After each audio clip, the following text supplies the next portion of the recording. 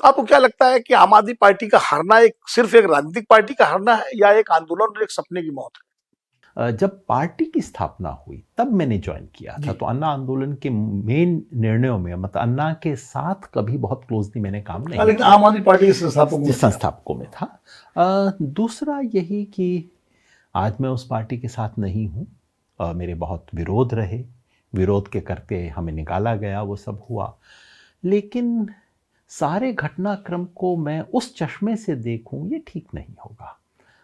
कहीं एक सामान्य इंसान की फितरत होती है अपने आप को दुनिया के केंद्र में रख के, मेरे साथ जिसने बुरा किया वो बुरा है, मेरे साथ जिसने अच्छा किया वो अच्छा। दुनिया तो ऐसी नहीं होती है, तो उसे एक व्यापक परिप्रेक्ष्य में देखना चाहिए। और इसलिए मैं जानता हूँ मेरे तमाम दोस्त जो कभी आम आदमी पार्टी में थे, आज नहीं हैं, विरोध में हैं, जैसे मैं भी हूँ, वो काफ़ी खुश भी हुए आम आदमी पार्टी के हार से। प्रतिक्रियाएं भी आई। हाँ, खुल के कहा। मुझे बहुत अजीब लगा वो सब पढ़ के, देख के, कि केवल अपने व्यक्तिगत अनुभव, अपनी व्यक्तिगत खुंदक कह लीजिए, व्यक्तिगत दुख, पीड़ा जो सच्ची पीड़ा हो सकती है, उसके आधार पर सार्वजनिक जीवन और देश की राजनीति के बदलाव की व्याख्या करना ठीक नहीं है। इसलिए मुझे आम आदमी पार्टी की हार से अफसोस हुआ। अफसोस कई कारणों से हुआ। एक तो इसलिए कि सच ये है कि आम आदमी पार्टी के साथ, जैसा आपने इशारा किया, बहुत बड़े सपने जुड़े थे जी। मामला आम आदमी पार्टी के नेतृत्व का नहीं है। सब लोग कहते हैं अरविंद केजरीवाल। अब अरविंद केजरीवाल का जो व्यक्तित्व है, जैसा है, उस पर हम बात कर सकते हैं, लेकिन मामला केवल अरविंद केजरीवाल का नहीं है, मामला मेरा नहीं है, मामला केवल आम आदमी पार्टी का नहीं है, मामला आम आदमी का है जी। मामला उन करोड़ों साधारण लोगों का है जिन्होंने कभी उम्मीद की थी, उन हजारों कार्यकर्ताओं का है जिन्होंने अपना जीवन लगाया था।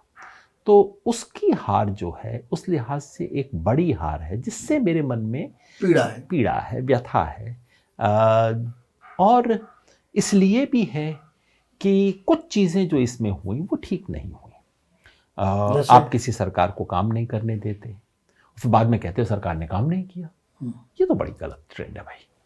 एलजी पिछले 2 साल से क्या कर रहा है? बैठ के बेसिकली एलजी का तरीका ये था कि दिल्ली सरकार को कोई काम ना करने, तो बेसिकली बीजेपी का मुख्यालय खोल के बैठे हुए थे एलजी। तो अब ये तो बड़ी गलत बात है कि केंद्र सरकार पहले किसी राज्य सरकार को काम ना करने दे, चुनाव आए तो फिर कहे कि देखो इन लोगों ने काम नहीं किया। ऐसा होने लगा तो मतलब अब तमिलनाडु में ये खेल चल रहा है। अब ये जरूर है कि दिल्ली में खेल करना आसान है, तमिलनाडु में आसान नहीं है, लेकिन ये खेल खराब है देश के लिए।